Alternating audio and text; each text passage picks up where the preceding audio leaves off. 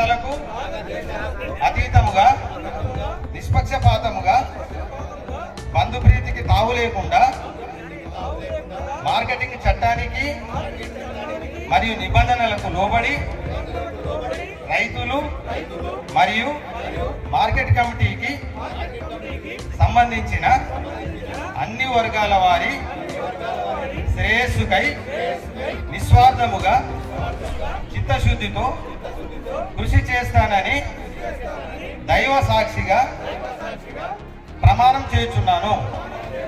Thank you sir.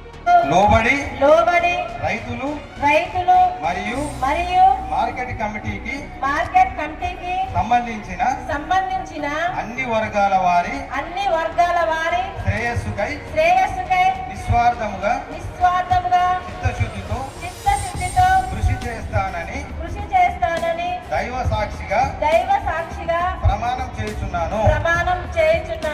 Thank you madam.